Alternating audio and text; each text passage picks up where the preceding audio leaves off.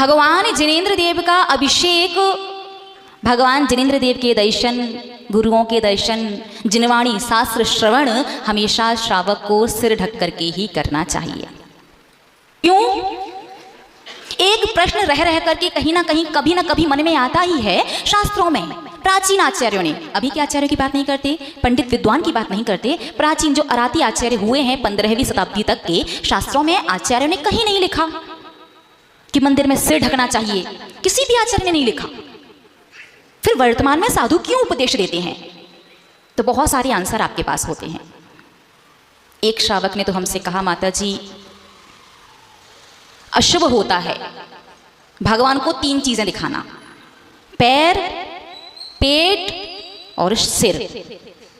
एक श्रावक ने कहा 3 दिन पहले, फिर हमारा मौन हो गया, हम उसका आंसर दे ही नहीं पाए। उसने क्या कहा? पैर, पेट और सिर दिखाना अशुभ होता है। धर्म स्नेही महानुभाव, एक बात हमेशा याद रखो, यहां बात चल रही है सिद्धांत की, तर्क की। यहां पर आपके मन से बनाए गए आंसर हमेशा सही नहीं होंगे। यदि आपने कहा पैर, पेट और सिर दिखाना अशुभ है, फिर तो मुनि महाराज वो तो नग्न ही रहते कि यहाँ बात ये नहीं कि श्रावक की मुनि की अलग अलग है, यहाँ बात है तर्क की। सिर ढका क्यों? अगर सिर खुला रखना अशुभ है, सिर्फ अशुभ, तो मुनि महाराज को भी ढकना चाहिए कि सिद्धांत तो सबके लिए एक सा होता है।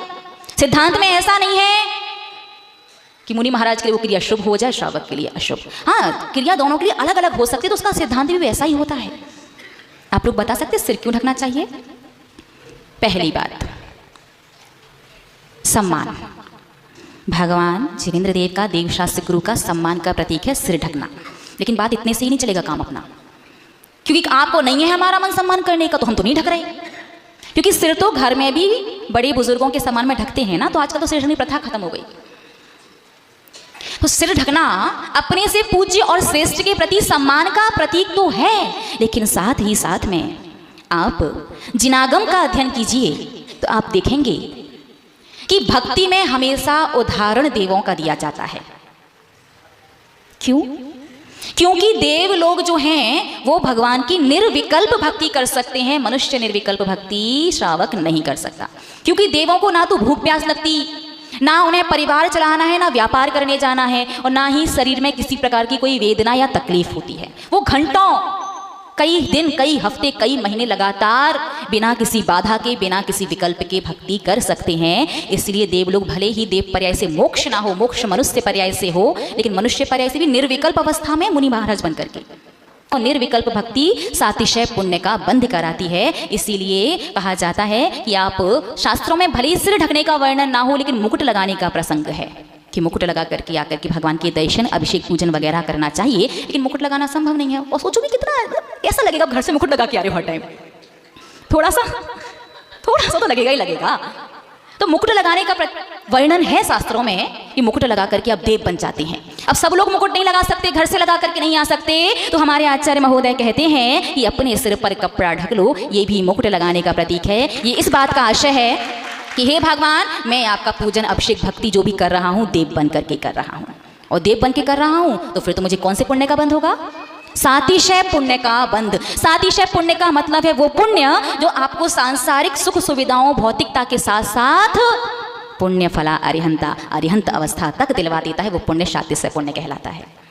भक्ति के माध्यम से आप अरिहंत अवस्था तक जा सकते हो, लेकिन वो तभी जब आपका पुण्य सातिशय वाला होगा। अब आप तो श्रावक हैं, ज्यादा लंबा चौड़ा बड़ा धर्म कर नहीं सकते, तो क्या कहा आचार्य महोदय ने? मुकुट लगा नहीं सकते तो सिर ढक लो, ठीक है ना। अब आप प्रश्न कर सकते हो, माता जी फिर तो मुनि महाराज को भी सातिशय पुण्य का बंद करने के सिर ढकना चाहिए। तो धर्म स्नेही महानुभाव, देव गृहस्थ हैं और आप भी गृहस्थ हो, तो गृहस्थ का सिद्धांत गृहस्थ पर घटित होता है, संतों पर, साधुओं पर घटित नहीं होगा।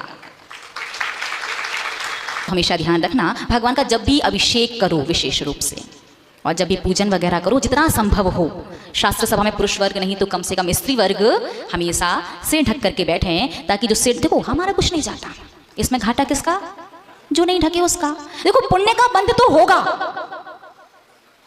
पुण्य बंधेगा, क्योंकि भले ही आपको एक भी अक्षर समझ में ना आए, भले ही आप बेमन के बैठे हो, क्योंकि कभी धर्म आप बेमन के करें, कोई बात समझ में ना आए, लेकिन बैठे किसके लिए हैं? देव शास्त्र गुरु के लिए। तो सैलरी तो मिलेगी मिलेगी, और सैलरी के रूप में धर्म की सैलरी क्या है? पुण्य।